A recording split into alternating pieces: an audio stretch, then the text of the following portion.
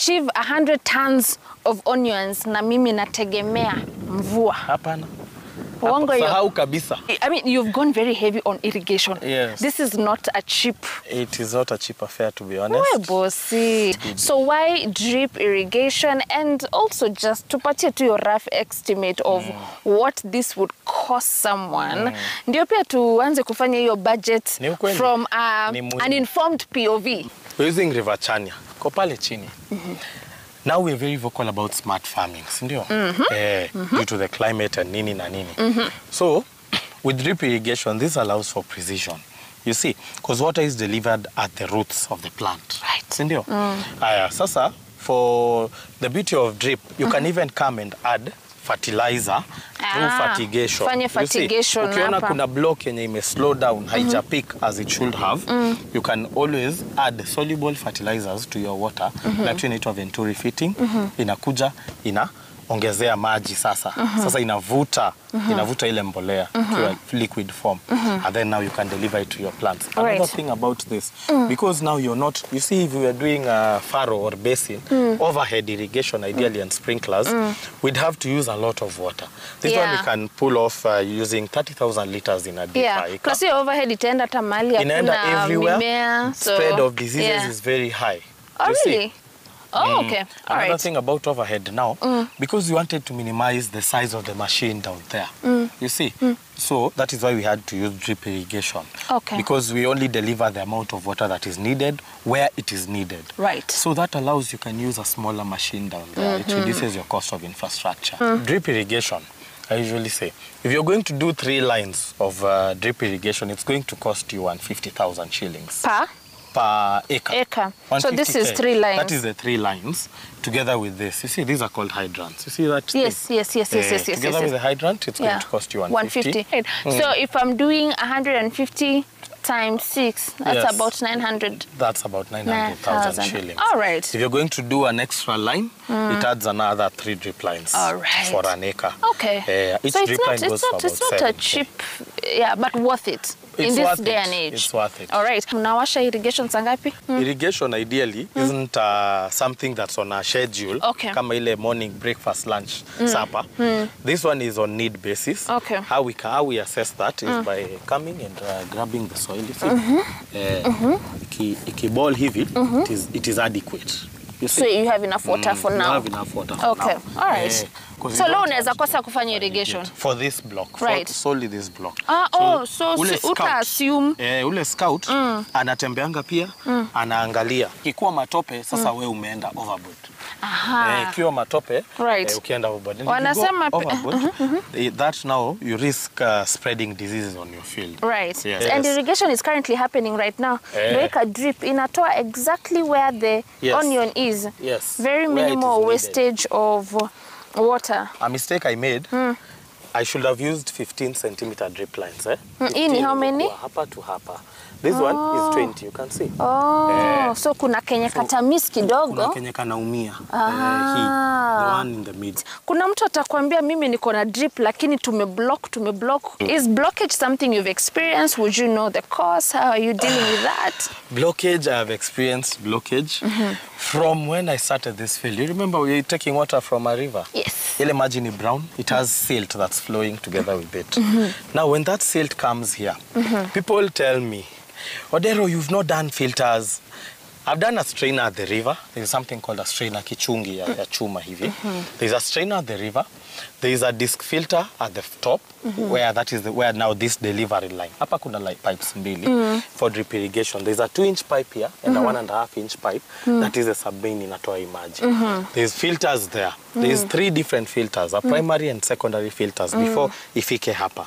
Lakini unaona hii maji inakuanga brown, So because this water is brown, what happens? When you're done with irrigation, there's a little water that stays in here. Remember, this water is brown if you hold it in a cup. So the water that is inside the drip line, because of the sun, it evaporates out. Yeah. It evaporates in vapor, inaacha udongo. Kamchanga kadogo Inaacha hapo mchanga ndani, kidogo. yeah. Hiyo mchanga kidogo, so you see this whole section. Hii maji yote ikievaporate, inakuja hivi na hiyo mchanga. Sasa jusa zinataka kutoka zote, mchanga inabaki hapa karibu. But the water goes out. You see? So that is how blockages happen. Right. So what has worked for me as of right now is now doing a sedimentation tank. Unaona? Unafanya reservoir where now the water settles. That is if you're using river. So isitoke direct kwa from the river inakuja into hapa. the drip lines. Una custom mahali. Ina settle. Yes.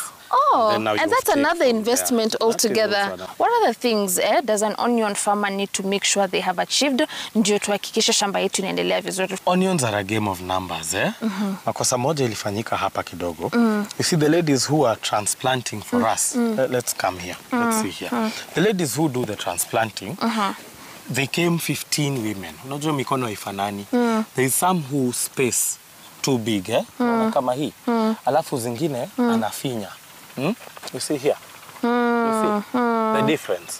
So, because of that ununiformity, you find you might underpopulate your field. Uki underpopulate, you might not be able to achieve the tonnage that you expect. You're looking for it. Right. Because you know, the thing about onions, unlike tomatoes and other vegetables, tomatoes actually fruits, but unlike other things that we grow, onion inakupea moja. This one you only get this one. Yeah. With tomatoes you can get multiple fruits from that one plant. So unaweza miss underpopulate ama overpopulate. Uki overpopulate the beauty utakuja utoe. Yes. But if you underpopulate, utaifeed tu vizuri ikutolee matunda vile inafaa. Right. But hii ni hiyo moja. So if you're meant to get 60 in a meter, get that 60. Right. You see? Another thing is the feeding, of course. Yeah. Ensure you get the feeding right, Right. And ensure you irrigate, you wet the bed properly when putting your nutrients. Right. That one I have to emphasize. Yes. Aya, kitu ya mwisho ni weeding. I will say how me I did it. Yes. Not everyone is believes in how I did it, but the mistake I made with weeding, even at this time, see ati makosa ya last time ya saa hii. When we were doing the sprays, we use a selective herbicide ya kutoa kwekwe hapa. So when we sprayed that, unfortunately, we had not wet the bed. Unaona? So this has to be fully wet. So that, before you do any... Even now the herbicide application, selective herbicide ya kitunguu. So that the herbicide mixes with the water and then is uptaken by the plants. If it's not wet, hizo kwekwe zitakuwa zinakuangalia now like what you're saying there. One final mistake is the nursery section. Yeah. Ensure your nursery section is segregated from your main field. Ensure iko kando, iko isolated. I don't know. We should go there and show them what has happened. Okay. Mali, your nursery was in the farm? It was in the heart of the farm. Let's go there? Yeah. So now we are going to where the nursery was. Yes. What happened? Well, some things you learn the hard way, to be honest. Yeah. The last time I did onions, I did not do them at the field where I was going to do the transplanting, the main field. But here, as you can see, there is the heavy underpopulation. They are stressed, you can see. They look very stressed. Ukiangalia huoni vitunguu. So hapa ndio nursery ilikuwa. You can see here and there. They were about 24 beds. Okay. Ukiangalia this whole area. So they're really struggling. They're stressed. Only one or two have picked up this whole section. So no hadi mwisho pale. Yeah. Another thing that happened, I told you, we won at the nursery stage. So tulipata more than, we were looking for onions to transplant on 5 acres. Zikakuja za 6 3/4 of an acre. So what happened? These ones delayed because tulikuwa tunatafuta mtu wa kuuzia zile seedlings zilikuwa zimebaki. Yeah. You see? Yeah. So they're having a very hard time catching up.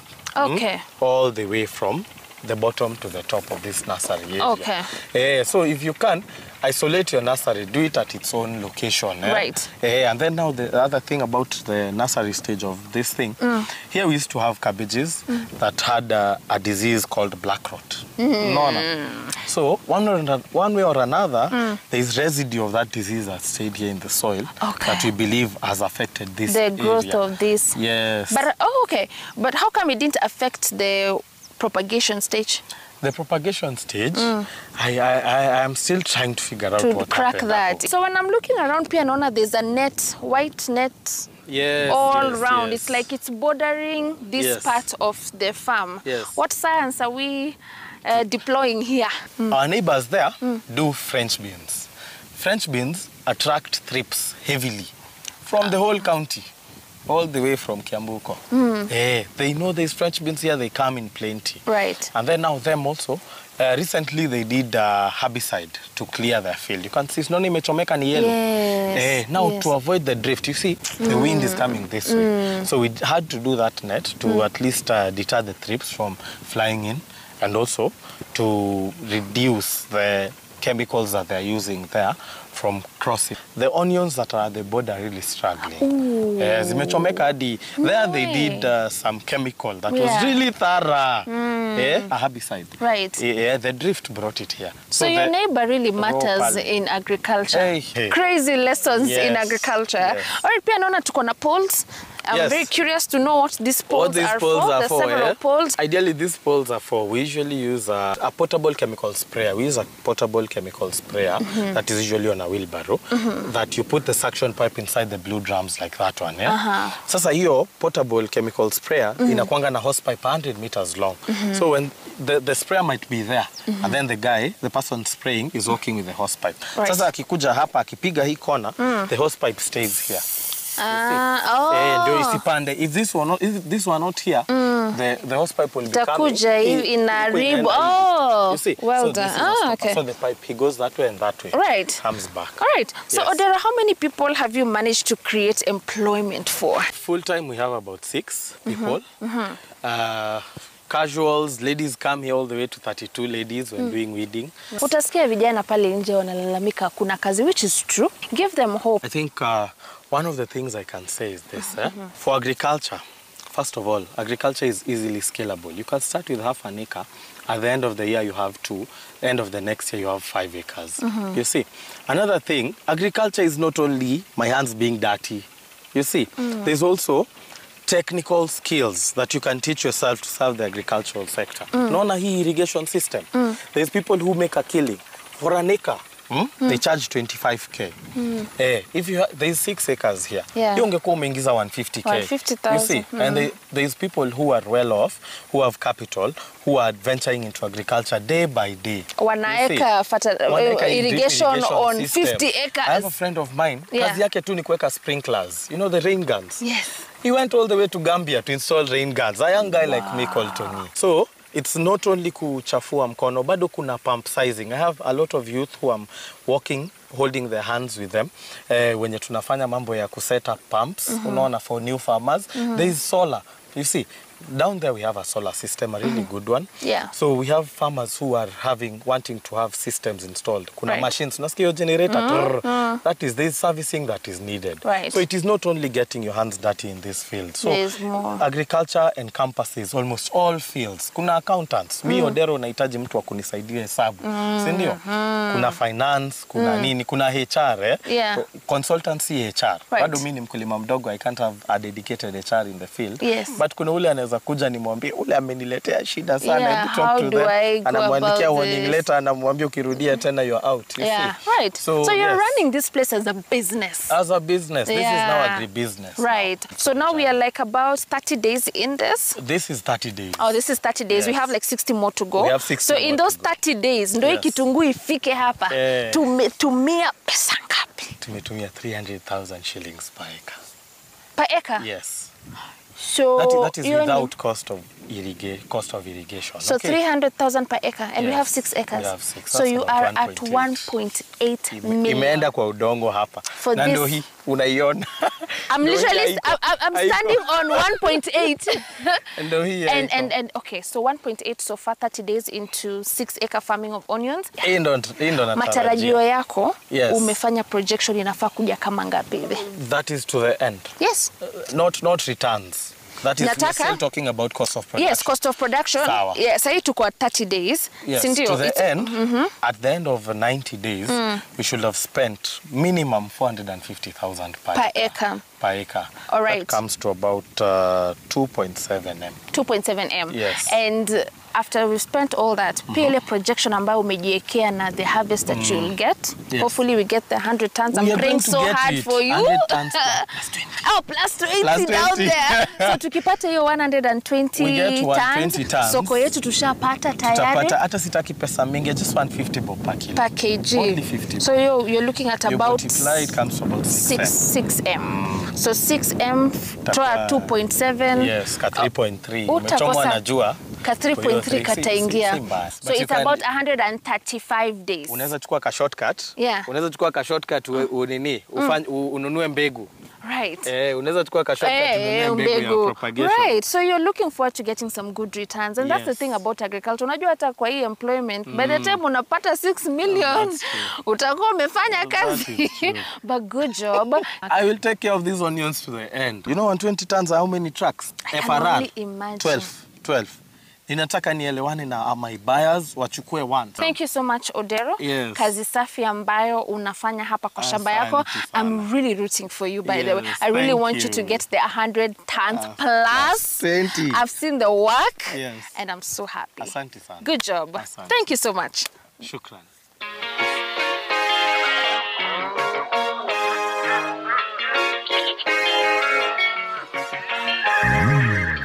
There you go. What a fantastic feature all the way from Kiambu County here in Ngoliba. Na tulikuja hapa with the intention of learning so much about onion farming, lakini tumetoka hapa na mafunzo na pia a lot of inspiration. And that is the beauty of speaking to the young people, kwa sababu wanajua kile ambacho wanataka katika hii sekta ya ukulima, and we are so happy about the future of agriculture. Now, in case you're wondering how 30 days in an onion farm looks like, this is exactly how it looks like. And after 60 days, we will be back here to harvest our onions. Thank you so much for watching our feature.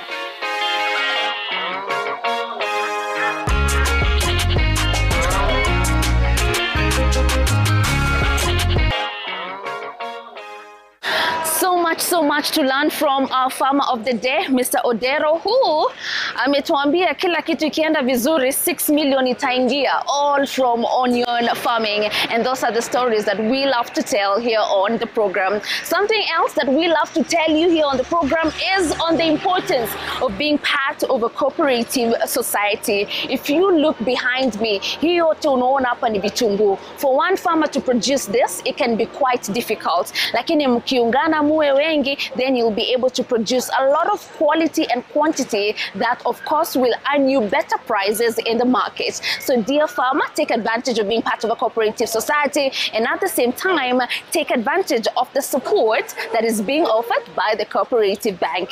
And with that, we've come to the end of our program today here on Kenya's Gold. It has been an absolute pleasure learning so much about onion farming and also getting a taste of Johannesburg agricultural market. Remember, we are creating an experience for you about farming in South Africa, and it will be coming through to you only on Kenya's Gold. Thank you so very much for watching. My name is Violetta Ngina. Goodbye.